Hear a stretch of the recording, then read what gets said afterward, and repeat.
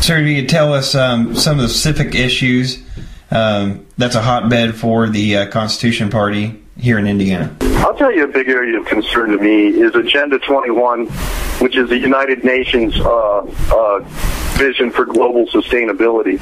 And you're now starting to see parts of Agenda 21 work its way into both state and federal laws that limit how property owners can utilize their property. So, it limits where and how much pesticides, for example, farmers can use on their land. We think that's an undue burden on the property owner, that limits the ability of farmers to produce. So, we're resisting those kind of things. Mm-hmm. And furthermore, to me, it's just, one step closer to, some people would call it a new world order, but global government, yeah. Right. And that's a very real danger. I mean, when we have a global government, when that global government becomes oppressive, where do you go to get away from it?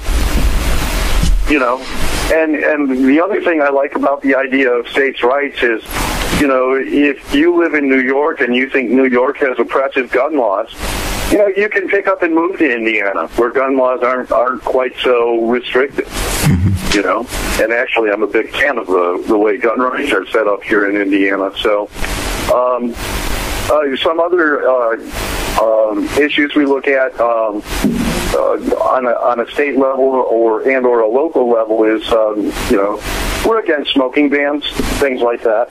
Let a property owner decide, whether his establishment is going to allow smoking or not, and let him weigh the economic costs of allowing smoking or not allowing smoking, and then let him make the decision. Right. We couldn't agree with you more. We're a complete free market capitalist here. In the nanny state trying to tell people what to do. Right. Yeah, I was smiling because I was actually getting ready to ask you that question on what you felt on the smoking ban. I obviously knew that you and your party was against it, but yeah, smoking bans are a big thing here in Indianapolis. They're running round and round, and the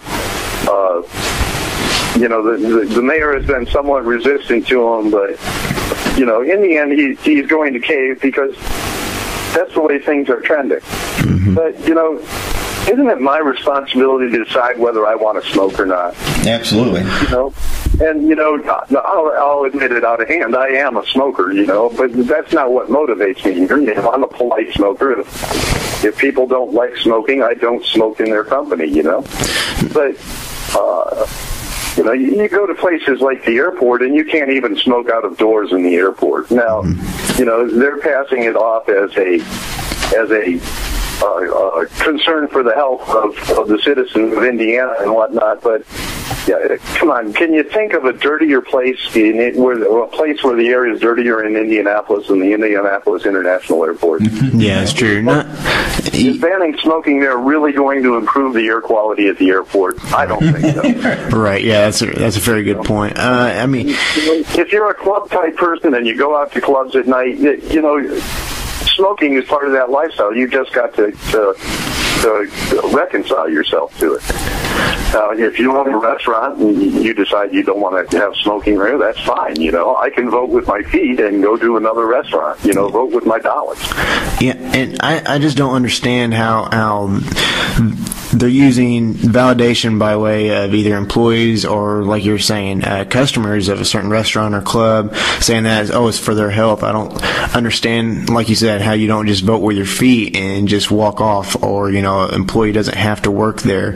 And also, the beauty of the free market, if people are complaining that a certain bar is, allowing smoking so they don't want to go there, eventually that there's going to be another bar or another club not too far from there that's going to open that's not going to be smoking because they want to attract those customers in the first place.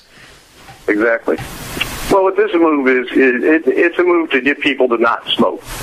Now, if you believe that smoking is that great of a public health hazard, then outlaw it. But I'm going to tell you that we tried doing that with alcohol once, and it didn't turn out so well. Right. Sorry. Speaking of which, I can't help but this has brought us to another hotbed issue, which is basically drugs. Sure. Yeah, I'm not one of those people that necessarily want to legalize drugs, but I do think it should be unillegalized by the federal government. I do see it as a state right, and the reason I brought that up is, a lot of the things we're facing, not as much in Indiana, but especially in Arizona, New Mexico, California, etc., is the way I see it is we have practically created those problems. Now they're calling it narco-terrorism, but the same basic principle as prohibition. What do you want to call it? The Mafia, La Costa Nostra really wasn't that much of a problem until we gave them that black market. Mm-hmm. Absolutely. Yeah. Well, my thoughts on this, and I'll tell you, the Constitution Party says that it's the right of states and localities to restrict the access to drugs and to enforce those restrictions. Is the federal government involved in drugs at all? It ought to be involved in just stopping the flow of drugs, illegal drugs at the borders. I'll tell you that personally, I'm probably in favor of decriminalizing marijuana. And you talk about people. We'll talk about how people be running around stoned all the time and operating their cars. Well, there are already laws against doing certain things under the influence of alcohol. And you can make similar laws prohibiting the same kinds of activity. I certainly don't, want to see people driving around their automobiles impaired, and marijuana, regardless of what people say, does impair your ability to drive. No, definitely. Yeah, it's just we've already got laws in place that prohibit what you can do as far as when you're using alcohol. Extend those laws to marijuana, and we're not going to have any real big problem. I think it's ridiculous that marijuana is a Schedule I drug. Mm-hmm. Absolutely. And my other problem with how criminalized marijuana has become is, we're supposed to be land of the free, yet we incarcerate more than any other country. And let's face it, a vast majority of them are blacks or Hispanics on marijuana charges. Yeah. Mm-hmm. Yeah, and that's a real problem. That's a real problem. I mean, and as an aside, I mean, the tax revenue you could realize from regulating marijuana legally would be immense. I think there's something to be done there. I mean, just do the same thing we do with alcohol, make it 21 to buy it, and just enforce those laws. Mm-hmm. Yeah, the same way we do alcohol. Yeah, the over-exaggeration with the whole, smoking marijuana, that everybody's going to be trying to operate vehicles and everything. It's do not a huge number of people do that anyway, and not only that, like you said, you already have the same laws for alcohol. I don't see how people see a disconnect between alcohol and marijuana as far as operating vehicles or any type of activities. Yeah, I think there's a place. I mean, I for example, I wouldn't want to see heroin or casual morphine use. I wouldn't want to see that legalized. I think that's a very real danger. But again, I think that should be left up to state and not the federal government. Absolutely. And sir, where do you? What's the Constitution's party stance or view on property taxes? Property taxes? Property taxes? Yes, sir. Property taxes are,